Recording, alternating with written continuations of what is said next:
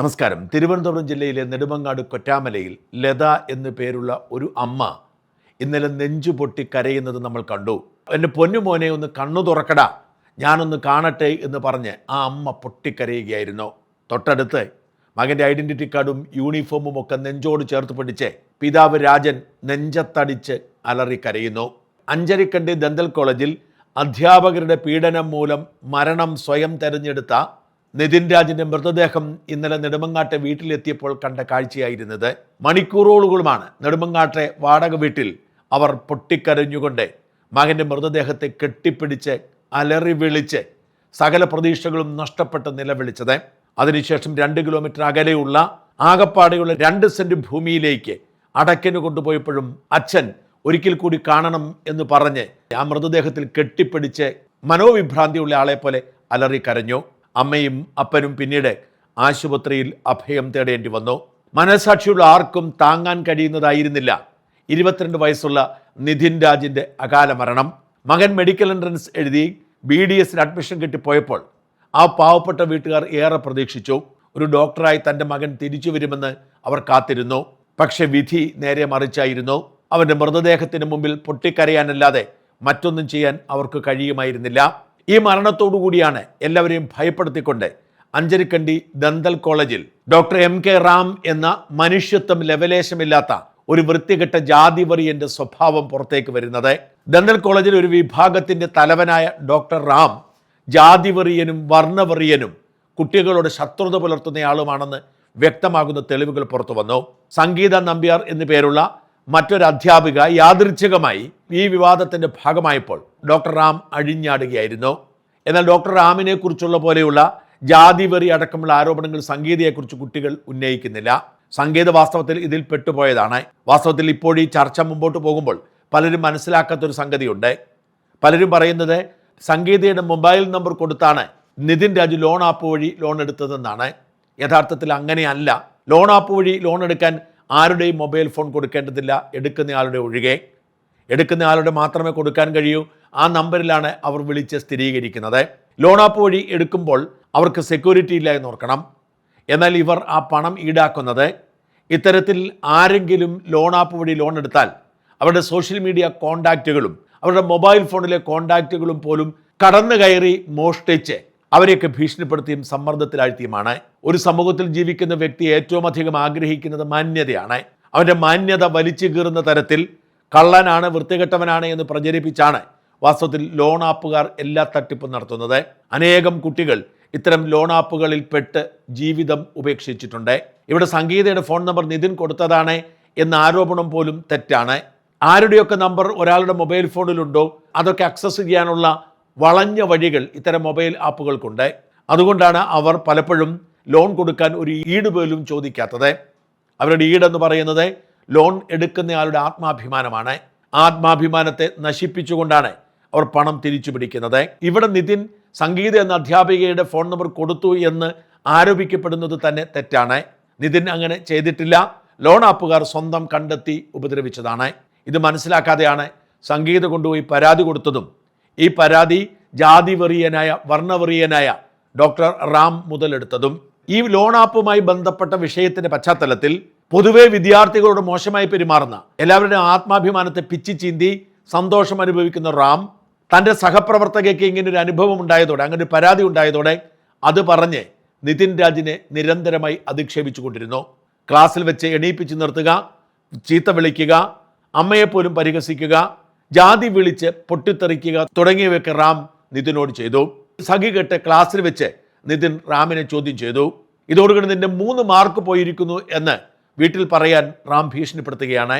ആ സംഭവ പരമ്പരയ്ക്കൊടുവിലാണ് മനോനില തകരാറിലായ നിതിൻ മരണം തെരഞ്ഞെടുത്തത്. ഇക്കാര്യം നിതിൻ തൻ്റെ ഒരു സുഹൃത്തിനോട് പറയുന്ന ശബ്ദരേഖ പുറത്തു വന്നിട്ടുണ്ട്. എന്നെ കുറേ പേര് വിളിച്ചിട്ട് നിതിനെ നീ ആൺകുട്ടി, കാരണം ഇത്രയും ബോയ്സിനെ എല്ലാവരെയും പച്ചയ്ക്ക് ഇൻസൾട്ട്. അല്ല സത്യം പറഞ്ഞാൽ ഞാൻ ഇന്നലെ ഒരു പേരെടുക്കാൻ ഒന്നിനു വേണ്ടിയിട്ടല്ലായിരുന്നു. ഇന്നലെ ശരിക്കും നിങ്ങൾ തന്നെ കണ്ടില്ലേ, ഞാൻ അയാളുടെ ക്ലാസ് ശ്രദ്ധിച്ച് അയാൾ പറയുന്ന കാര്യങ്ങൾ നോക്കിക്കൊണ്ടിരിക്കുകയായിരുന്നു. എന്നെ വെറുതെ എണീപ്പിച്ച് നിർത്തിയിട്ട് അമ്മേനെയും കളിയാക്കി, അമ്മയുടെ സർജറിയെയും കളിയാക്കിയിട്ട് അതിന് ശേഷം പറയണ എൻ്റെ 3 മാർക്ക് കുറച്ചെന്ന പാരൻസിന് പോയി ഇത് കൊടുക്കാൻ, എൻ്റെ സർപ്രൈസായിട്ട് കൊടുത്തേക്കാൻ. കുറേ നടന്നിട്ടുണ്ട്. നമ്മൾ മറ്റേ ഇതിൽ നിന്ന് ഇറങ്ങിയല്ലോ, ഞാൻ സ്റ്റാഫ് റൂമിൽ നിന്ന് ഇറങ്ങിയല്ലോ, അതിനുശേഷം എൻ്റെ അടുത്താണ് യു ആർ ഇഡിയറ്റ് എന്ന് പറഞ്ഞു. പിന്നെ മറ്റേ കൂട്ടത്തോടെ ആക്രമിക്കുന്ന സ്ഥലം ഉണ്ടല്ലോ നമ്മുടെ സ്റ്റാഫ് റൂം, എല്ലാം ഒന്നിനൊന്നിനും വെച്ചോ സ്റ്റാഫ് റൂമിലുള്ള അവിടെ കൊണ്ടിട്ടിട്ട് എന്തൊക്കെയാ പറയാൻ നോക്കി. എൻ്റെ അടുത്ത് പറഞ്ഞ് നീ ഗേറ്റിന് പുറത്തിറങ്ങിയാൽ നിൻ്റെ കൈയും കാലും വെട്ടും, നീ കൈ ഇല്ലാണ്ട് നീ പിന്നെ ജീവിക്കേണ്ടി വരുമോ. അതുപോലെ എന്താ ഇൻസൾട്ട്. ഓക്കെ, ഞാൻ ക്ഷമിച്ച്, ഒരു പരിധി വരെ ക്ഷമിച്ചിരുന്നു, അങ്ങറ്റ ക്ഷമിച്ച്. നിങ്ങൾ കണ്ടിട്ടുണ്ടായിരുന്നു, ഓരോ കുട്ടികളേലും പേപ്പർ കൊടുത്ത് കൊടുത്ത് വായിച്ച് നടന്ന് ചിരിക്കുന്നു, അത് ഓരോ സ്പെല്ലിങ്ങും പറഞ്ഞ്. ഫസ്റ്റ് ആയപ്പോൾ ഞാൻ പൊട്ടിത്തെറിച്ചു. ഞാൻ പറഞ്ഞു എനിക്ക് എൻ്റെ ക്ലാസ്സിൽ ഇരിക്കാം. എന്നിട്ട് ഞാൻ അവിടെ പോയിട്ട് പറയുകയും ചെയ്തു, ക്ലാസ്സിൽ 100-99 പേരും തൻ്റെ അടിമയായിരിക്കും. ഈ നിതിൻ്റെ അകാല മരണം അതുവരെ സഹിച്ചിരുന്ന കുട്ടികളെ കൊണ്ട് ഇതുവരെ സംഭവിച്ച കാര്യങ്ങൾ തുറന്നു പറയാൻ പ്രേരിപ്പിച്ചു. ഈ നിതിനോട് മാത്രമായിരുന്നില്ല, സകലരോടും ശാരീരികമായും മാനസികമായും ബുദ്ധിമുട്ടിക്കുന്ന തരത്തിൽ, വേദനിപ്പിക്കുന്ന തരത്തിലായിരുന്നു ഡോക്ടർ റാമിൻ്റെ പെരുമാറ്റം. കറുത്ത പട്ടിയെന്നും പുഴുത്ത നായയെന്നും ഒക്കെ പറഞ്ഞ് ആളുകളെ അധിക്ഷേപിക്കുന്നത് റാമിൻ്റെ പ്രത്യേകതയായിരുന്നു. തടിയൽപ്പം കൂടുതലുണ്ടെങ്കിൽ പോത്തെ എന്നേ കുട്ടികളെ വിളിക്കുമായിരുന്നുള്ളൂ. കുട്ടികളുടെ റെക്കോർഡ് ബുക്കുകൾ വലിച്ചെറിയുകയും അവരെ ജാതീയമായും മതപരമായും അധിക്ഷേപിക്കുകയും ചെയ്തിരുന്നു. ഏതെല്ലാം തരത്തിൽ ഒരു കുട്ടിയെ അപമാനിക്കാമോ അത്തരത്തിലൊക്കെ അപമാനിക്കുന്നതിൽ പ്രത്യേകം ആനന്ദം കണ്ടെത്തിയിരുന്ന ആളായിരുന്നു ഡോക്ടർ റാം. അധ്യാപികയായ സംഗീതയുടെ ഫോൺ നമ്പർ കൊടുത്ത് പണം കടം വാങ്ങി എന്ന് വിശ്വസിച്ച് ഏതെല്ലാം തരത്തിൽ അധിക്ഷേപിക്കാമോ അത്തരത്തിലെല്ലാം അധിക്ഷേപിച്ചതിൻ്റെ ഫലമായിരുന്നു ഈ മരണം.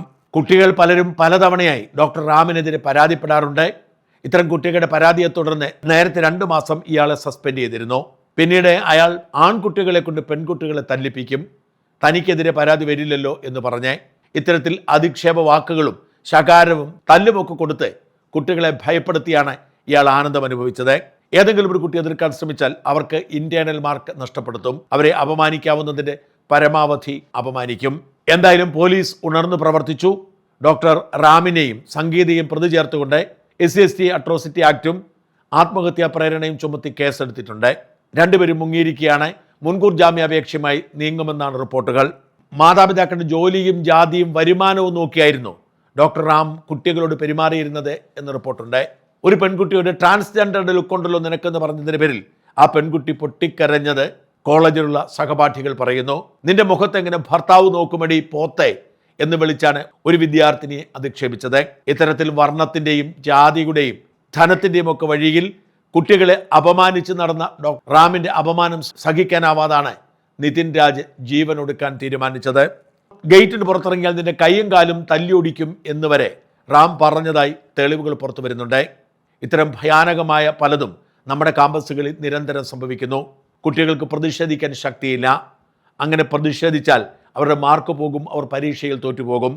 കടം വാങ്ങി മാതാപിതാക്കൾ കുട്ടികളെ പഠിക്കാൻ വിടുമ്പോൾ അവർ അതിന് തുനിയാറില്ല. തൻ്റെ സഹോദരി രാഖിയോടെ തൻ്റെ വേദനകൾ തുടർച്ചയായി പങ്കുവയ്ക്കുമായിരുന്നു നിതിൻ. പക്ഷേ മാതാപിതാക്കൾ അറിയാതിരിക്കാൻ അവൻ ശ്രമിച്ചിരുന്നു. ഇത്തരം ദുരവസ്ഥയിലൂടെ എത്രയോ കുട്ടികൾ നമ്മുടെ വിദ്യാഭ്യാസ സ്ഥാപനങ്ങളിൽ പോകുന്നുണ്ട്, പ്രത്യേകിച്ച് മെഡിക്കൽ വിദ്യാഭ്യാസ സ്ഥാപനങ്ങളിൽ. പിണറായി വിജയൻ സർക്കാർ അധികാരത്തിലെത്തിയതിനു ശേഷം 13 വിദ്യാർത്ഥികളാണ് മെഡിക്കൽ എഞ്ചിനീയറിംഗ് വിദ്യാഭ്യാസ സ്ഥാപനങ്ങളിൽ നിന്നും സമ്മർദ്ദം താങ്ങാനാവാതെ ജീവനൊടുക്കിയത്. ജിഷ്ണു പ്രണോയി എന്ന ഒരു വിദ്യാർത്ഥി 2017 ജീവനൊടുക്കിയത് നെഹ്റു കോളേജിലെ പീഡനത്തെ തുടർന്നായിരുന്നു. പിന്നീട് ജിഷ്ണു പ്രണോയിയുടെ അമ്മ DGPയെ കാണാൻ പോലീസ് സ്റ്റേഷനിലെത്തിയതും പിണറായി പിടിച്ച് ജയിലിലിട്ടതുമൊക്കെ നമ്മൾ അറിഞ്ഞതാണ്. ഇത്തരത്തിൽ മാനേജ്മെൻറ്റുകളുടെയും സർക്കാർ ഉദ്യോഗസ്ഥരുടെയും ഒക്കെ പീഡനം മൂലം ജീവിതമില്ലാതാക്കുന്ന അനേകം കുട്ടികൾ, രക്തസാക്ഷികൾ നമുക്കിടയിലുണ്ട്. ഓരോ സംഭവം ഉണ്ടാവുമ്പോഴും നമ്മൾ പൊട്ടിക്കരയുകയും വിലപിക്കുകയും പഴി പറയുകയും ഒക്കെ ചെയ്യുന്നതല്ലാതെ ഇത് ആവർത്തിക്കാതിരിക്കാൻ ഒരു നടപടിയും ഉണ്ടാവില്ല. ഇതിൻ്റെയൊക്കെ കുറ്റവാളികളെ ഒടുവിൽ എങ്ങനെയെങ്കിലും രക്ഷിച്ചെടുക്കും. പൂക്കോട് വെറ്റിനറി സർവകലാശാലയിലെ JS സിദ്ധാർത്ഥിന് സംഭവിച്ചത് എന്താണെന്ന് നമുക്കറിയാം. അതിന് നേതൃത്വം കൊടുത്ത അധ്യാപകരൊക്കെ ഒരു പോറൽ പോലും ഏൽക്കാതെ ഇപ്പോഴും അവിടെ തന്നെയുണ്ട്. നഷ്ടം സംഭവിച്ചത് സിദ്ധാർത്ഥിൻ്റെ മാതാപിതാക്കൾക്ക് മാത്രം. അതിന് തുടർച്ച മാത്രമായിരിക്കും നിതിൻ രാജിന് സംഭവിക്കുക.